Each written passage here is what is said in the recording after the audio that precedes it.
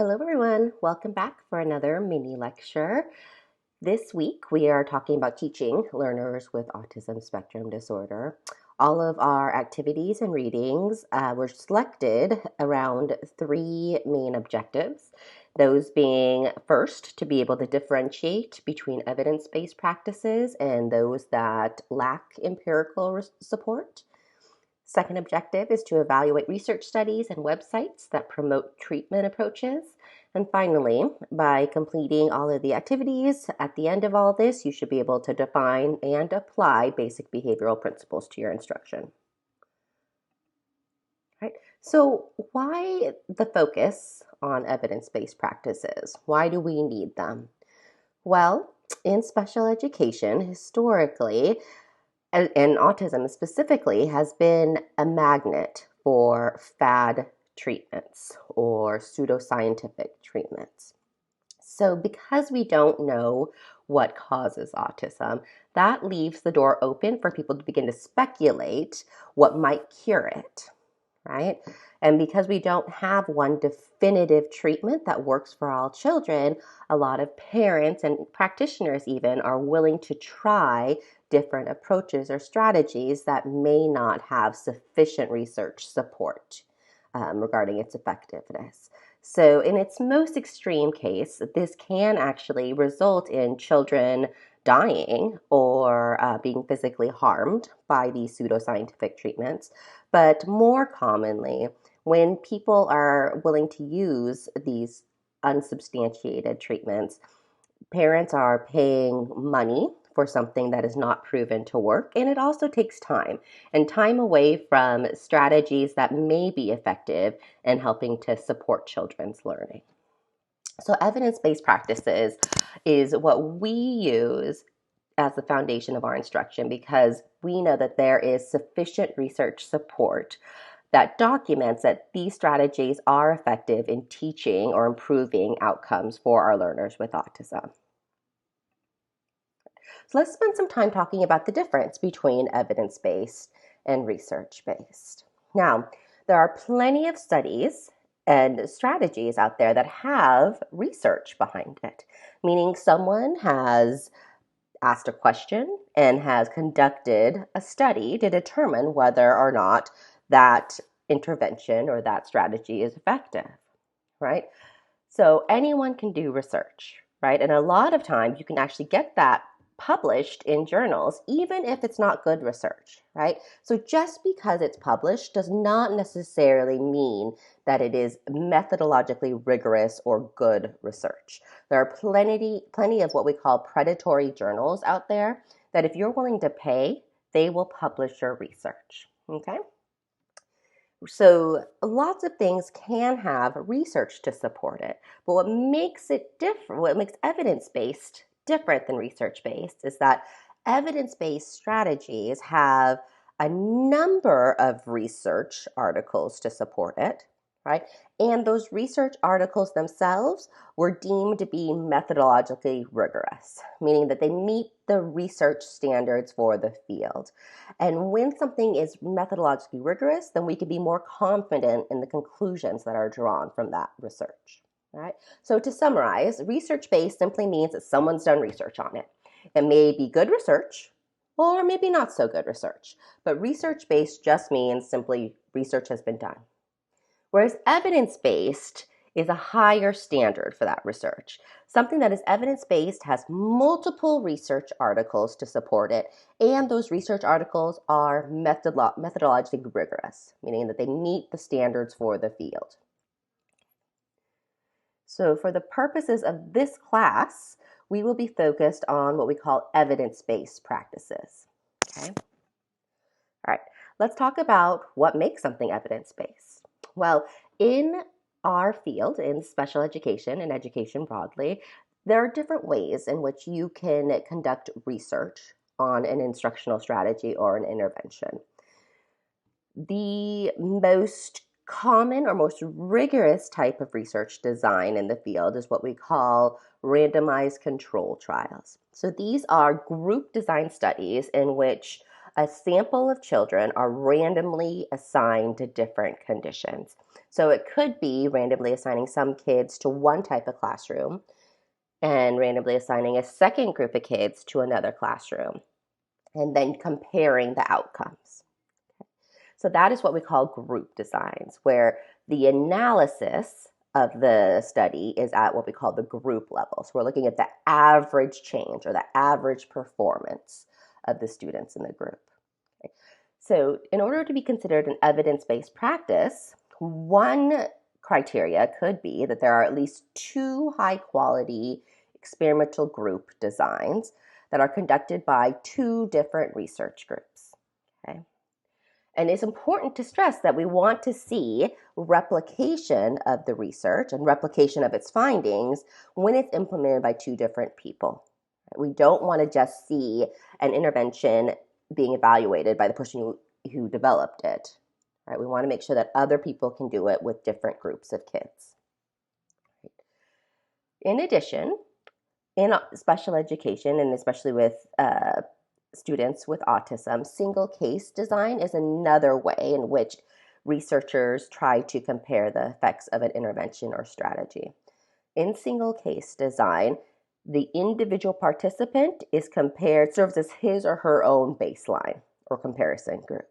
So they repeatedly measure the behavior for a number of days, intervene, and then measure during intervention to see if it systematically changes as a result of participating in the intervention.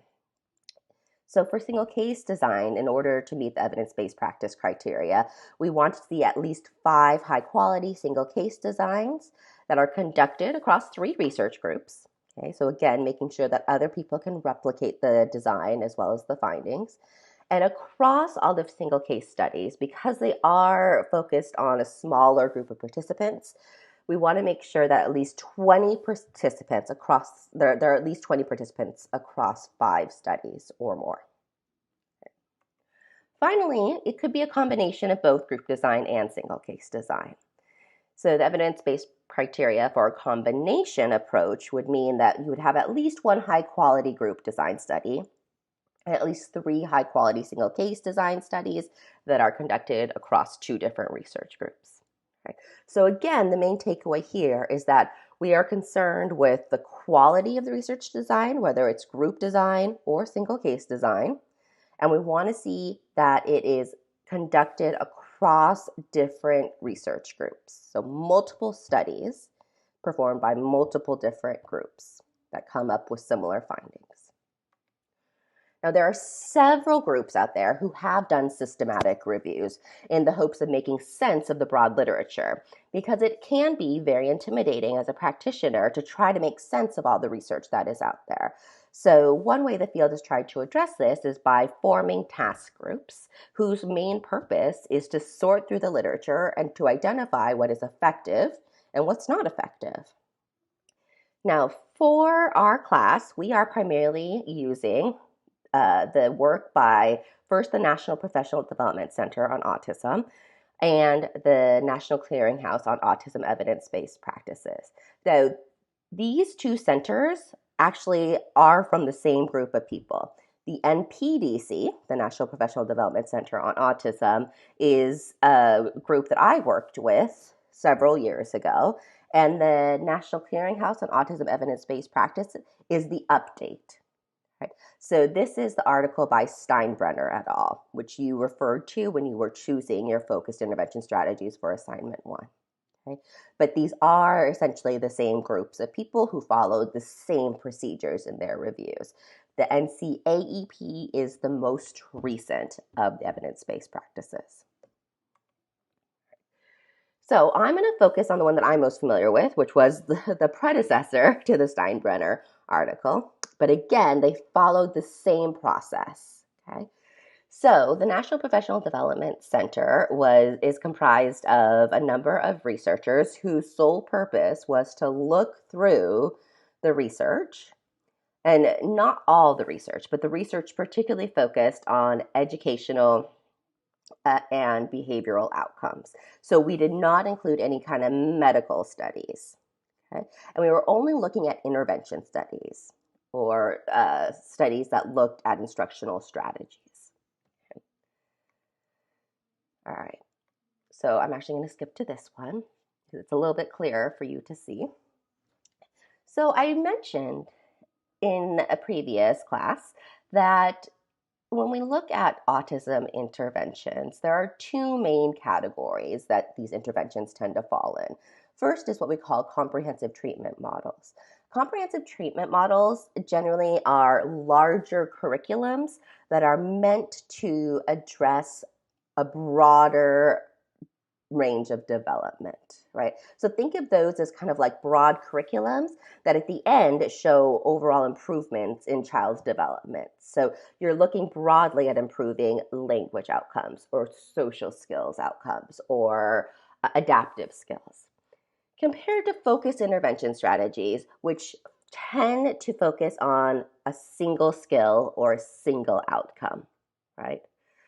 In comprehensive treatment models, oftentimes there's multiple components and actually multiple focused intervention strategies. So comprehensive treatment models oftentimes include a number of different strategies, whereas focused intervention strategies usually include one or two, right? So much more narrow in focus. Comprehensive treatment models tend to be in place, or the activities within the comprehensive treatment model are being offered across the day and oftentimes across multiple environments. So there might be a home portion as well as a school portion to a comprehensive treatment model, whereas a focused intervention strategy are embedded during specific time points or opportunities throughout the day. There's also a difference in terms of how long it needs to be implemented. Comprehensive treatment models tend to be implemented for a much longer period of time over the course of a school year or multiple years. If it's a preschool comprehensive treatment model, it may span across 3 years. Whereas a focused intervention strategy is relatively briefer, usually a matter of months, until that student or that child reaches the criteria for their learning objective. Right? So examples of comprehensive treatment models that you may have heard about are the Early Start Denver model, the TEACH model, LEAP. You should hear some of these names in the next video that you'll be watching. And you should be very familiar now with some of these focus intervention strategies. So some examples of this would be using video modeling to teach appropriate restaurant skills, right? Using prompting to improve engagement, right? Discrete trial training might be used to improve a student's fluency with multiplication tables, right? So again, focused intervention strategies tend to be narrower and be specifically targeting a certain skill. And for the purposes of our class, most of our work will be in reviewing the focus intervention strategies. That is what your assignment 1 is based on. All right, but I want to go over how we identify those different focus intervention strategies. All right, so this is the process that we went through when we did our systematic review with the NPDC. So it starts off with working closely with a team of librarians. We identify what our key words are that we want to search for, which databases would be appropriate to search for our articles, and you stick it in, right? Our initial search yielded 29,000 articles. So to be included in our review, we wanted to make sure, again, that it was focused on an individual with autism. So the participants had to include at least one individual with autism, and it had to be an intervention study that was looking to improve some kind of behavioral or educational outcome. So we eliminated any kind of drug trials or medical trials. Okay.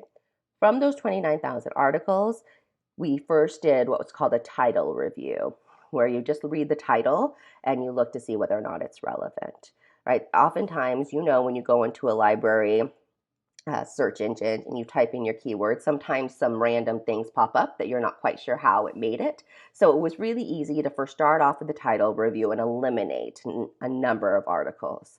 We're able to eliminate over 25,000 articles from just the title review, because a lot of them were also duplicates, right? So that pulled us down to 3,500 articles. And at this point, we actually read the abstract to see whether or not it met our criteria, right? So again, making sure that it focused on individuals with autism and was an intervention study focused on improving educational or behavioral outcomes, right? Based on the abstract review, we were able to eliminate about a third of those articles, which left us with a little over 1,000 articles. And these 1,000 articles we actually read in their entirety. And remember, one of the criteria for an evidence-based practice is that it's methodologically rigorous. So at this point, we applied our standards for what is a methodologically rigorous study and applied it to our full text review. After that, roughly half of the articles met our criteria for being methodologically rigorous. Okay, and it's these studies that were included in our review, right? And actually, it was a little bit less. It was about 450 articles that were included in the final systematic review, because after doing what we call inter-observer agreement, where a second person went through and evaluated it, we were able to exclude about 100 more, right? So the evidence-based practices that were identified in the National Professional Development Center's evidence-based practice review was based on about 450 research articles, right? From those research articles, we were able to identify what were the main strategies being used, right? And this yielded 27 evidence-based practices. These should look familiar to you because you used this list and selected evidence-based practices that you wanted to become the expert on in your first assignment. So again, this is from the National Professional Development Center's evidence-based practice review. There was a more recent edition that was just released this year from the NCAEP. That's the Steinbrenner article that you reviewed on our course site. And they were able to add a couple more evidence-based practices. So in addition to this list, the newer evidence-based practices include music-mediated intervention, behavior momentum intervention, and sensory integration. We wanted to see what age the participants were who participated in these studies. And as you can see, most of the research that was included in the review, so the research that was considered methodologically rigorous, really focused on younger kids. Right? So the most common age group was ages 6 to 11, so that early elementary years, as well as the preschool years.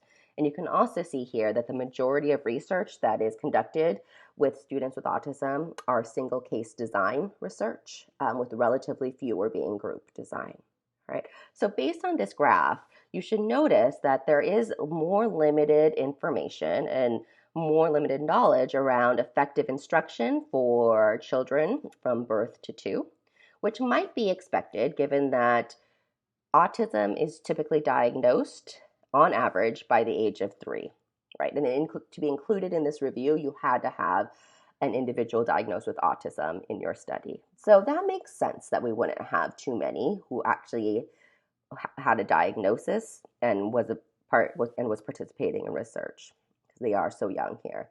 But what is noticeable is this need for us to continue to do research on older populations, right? Autism is a lifelong disability, yet as they get older, we do not have as much research to guide our instruction for what's effective for adolescents and adults with autism. Right? This is the types of outcomes that were being targeted by the different evidence-based practices. So no surprise that most of the studies that were included in the review focused on addressing the core behavioral symptoms of autism. So looking at improving social skills and communication skills. And then another popular outcome being evaluated was challenging behavior, right, as well as play skills, right? Very few that looked at mental health outcomes for individuals with autism, which we now know is a pressing issue, especially as individuals get older, that they do suffer from mental health issues more so than what can be expected in the typical population. Right. So, the reason why we are so focused on evidence based practices is that as a practitioner, you will be faced and bombarded with a lot of information about autism, and your students' parents will ask you about different strategies or different treatments that they've heard about through social media or on the news. The issue is more than 75% of treatments mentioned in print lack scientific support. So, you as the professional need to be able to differentiate what are evidence based practices that you should be using in your classroom versus those that don't have scientific support. All right. So, that concludes my mini lecture. We can continue our discussion in class. Before our class meeting, please make sure that you watch the video, which is a treatment overview, lasts about 14 minutes. Your assigned readings are chapter 2 of your text, and you're going to complete your discussion role based on that chapter reading. There's also a short article by Torres et al., which is on our Canvas site. And once you complete all those activities, please do your quick knowledge check for me. All right, thank you all. I'll see you in class.